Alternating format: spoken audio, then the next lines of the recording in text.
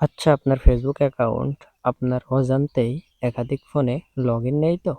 যদি থেকে থাকে তাহলে সেটা দেখবেন কিভাবে? চলুন দেখে নেয়া যাক।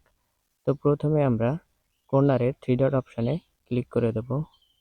এরপর সেটিং এই অপশনে একটা ক্লিক করে দেব। এখন স্ক্রল করে নিচে আসবো।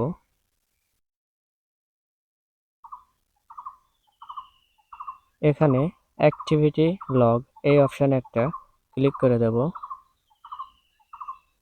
এরপর সিকিউরিটি অ্যান্ড লগইন ইনফরমেশন এই অপশনে একটা ক্লিক করে দেব।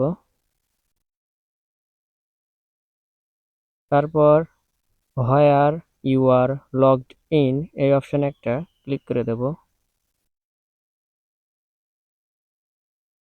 তো এখানে দেখতেই পাচ্ছেন আমার এই ফেসবুক অ্যাকাউন্টটি 2টা ফোনে লগ ইন আছে।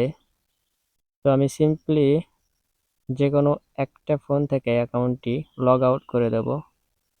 তো 3 ডট অপশনে ক্লিক করে লগ আউট এ ক্লিক করলেই অ্যাকাউন্টটি লগ আউট হয়ে যাবে। তো ভিডিওটি ভালো লাগলে অবশ্যই আপনার বন্ধুদের মধ্যে শেয়ার করবেন।